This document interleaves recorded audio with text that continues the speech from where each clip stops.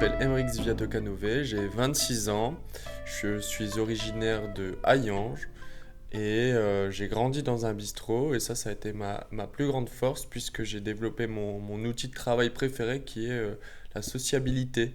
Donc, j'ai beaucoup appris à écouter étant jeune et aujourd'hui j'en ai fait un métier et ça se retranscrit par des livres, mais aussi du documentaire vidéo, des courts-métrages de fiction, des ateliers pédagogiques et plein de projets un peu fous, sur mesure pour des territoires en ruralité beaucoup. Qu'est-ce que vous faites au centre Le Lierre? Bon, un peu comme tout le monde, quoi, je me repose, je fais... J'imagine la réponse. J'ai été missionné par le centre Le Lierre pour animer une semaine d'atelier, une initiation au documentaire à de futurs animateurs. Donc c'est un public qui est en réinsertion professionnelle, c'est très chouette.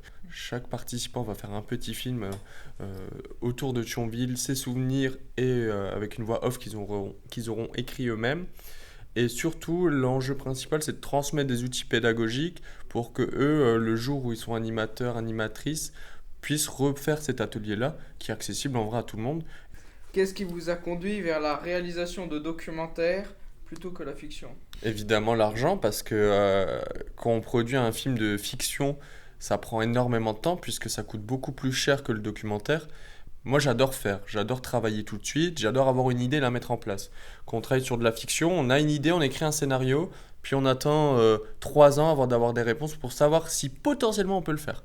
Le documentaire, c'est un art qui est beaucoup plus direct. Ça a été normal dans un premier temps, puisqu'en fait, j'avais pas les conditions matérielles ni économiques pour faire de la fiction. Et puis après, c'est devenu un geste artistique, un métier qui est devenu naturel.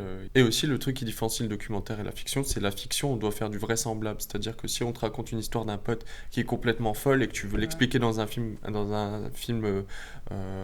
on te dira non, mais c'est pas vrai. Alors que c'est la réalité. Un documentaire, tu filmes le réel. Quel sujet aimez-vous explorer dans vos documentaires et qu'est-ce qui vous inspire dans leur réalisation? Est-ce que je choisis déjà toujours mes sujets documentaires ou ils me tombent dessus? Moi, j'aime bien raconter ce qui mérite d'être raconté. Alors, souvent, ça va être des choses du côté de l'intime.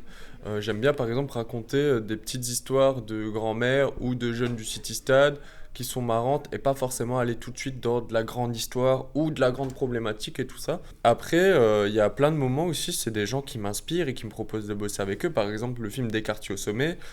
C'est les réalisateurs et réalisatrices qui m'ont proposé de faire cette aventure. Ça parle de 30 jeunes de quartiers populaires qui ont gravi le plus haut sommet de Corse, le Monte Cinto. Donc ce film s'appelle Descartes au sommet.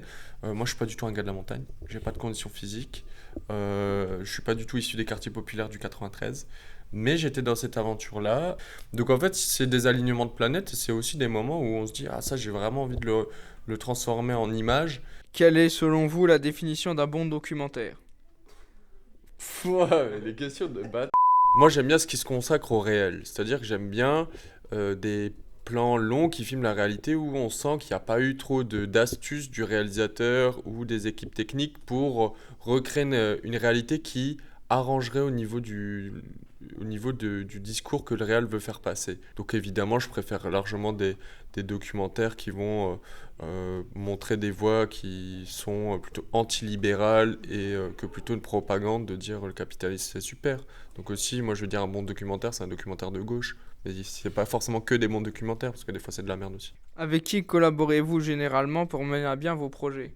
Bah, je collabore très régulièrement, même tout le temps, avec Notre Tribu Productions, donc avec Florian Tonon et Julia Richard.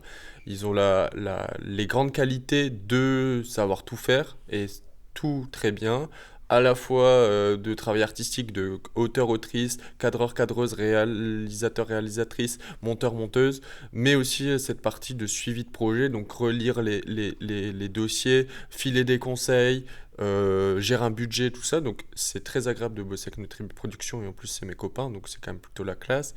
On bosse aussi avec d'autres personnes, par exemple Émilie Bonneau, où je fais plus des projets d'art de la rue mais qui sont documentaires, Géraldine Bicci et Gauthier Collin qui est aussi un homme à tout faire, plutôt ingénieur du son.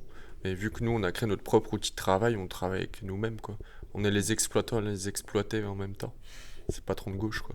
Et quels outils et logiciels utilisez-vous pour le montage et la post-prod? Tinder et Pornhub. Les logiciels pour la post-production, on utilise maintenant DaVinci Resolve. Moi, j'ai beaucoup monté sur Final Cut. Non, mais DaVinci, c'est super parce qu'il y a une version gratuite qui est assez accessible. Nous, on a de la chance d'avoir les versions totales et ça nous permet de travailler en collaboration parce que quand on fait un film avec Julia et Florian, chacun met sa petite pierre à l'édifice, donc on aime bien avoir chacun la timeline sur l'ordi, voir l'avancée. Et après, l'autre logiciel qu'on utilise énormément pendant la post-production, c'est un traitement de texte. Parce que vu qu'on regarde énormément les images, c'est de prendre des notes, de dire bah là, au timecode là, bah, là ça va pas, j'aurais coupé avant. Quel est votre film préféré? C'est marrant parce que on me pose jamais ces questions et je me pose jamais ces questions-là. Préféré.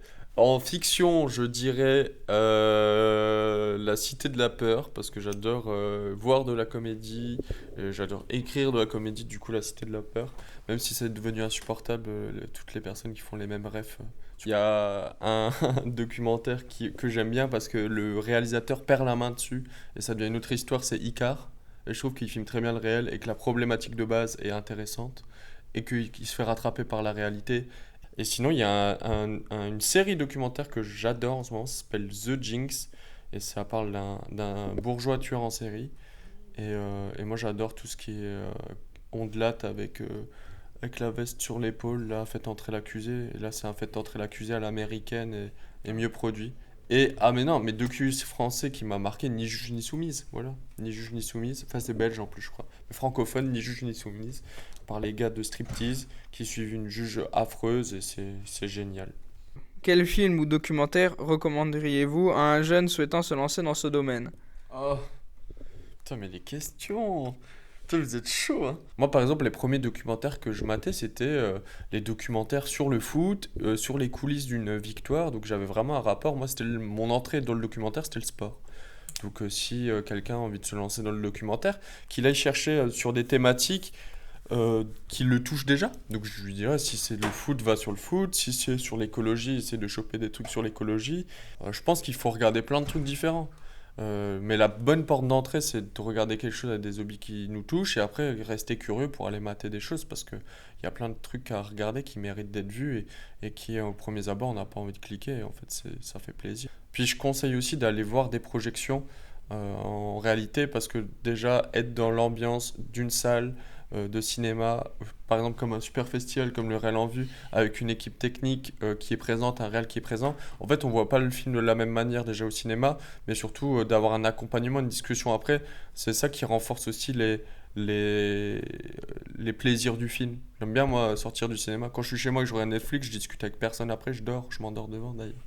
Donc je conseillerais aussi d'aller dans ces lieux de diffusion qui sont souvent gratuits, pas chers et qui permettent aussi de réseauter, d'aller faire des léchouilles à un réal, quoi. Ou une réal. Comme vous voulez, hein. Vous léchez qui vous voulez, hein. Avez-vous un dernier mot ou un conseil pour ceux qui aimeraient suivre vos traces? Suivre mes traces, mais j'ai fait aucune trace. Moi, j'ai pas fait d'école de cinoche, j'ai pas fait d'études en lien avec ça. Moi, c'est juste, j'ai eu la chance à un moment donné de rencontrer des gens qui faisaient de l'image, du coup, j'étais fan. Donc, j'ai essayé de faire avec eux, de les suivre. À un moment donné, j'ai eu la chance d'avoir une caméra, donc j'ai essayé de faire les trucs, c'est de bidouiller, tester, essayer. Et puis, ça permet aussi de savoir si on a vraiment envie de le faire, quoi. Parce qu'il faut mieux faire avant de tout faire pour avoir le droit de le faire. Et au final, on voit qu'on n'a pas envie de le faire. Cette punchline de fin, elle est affreuse.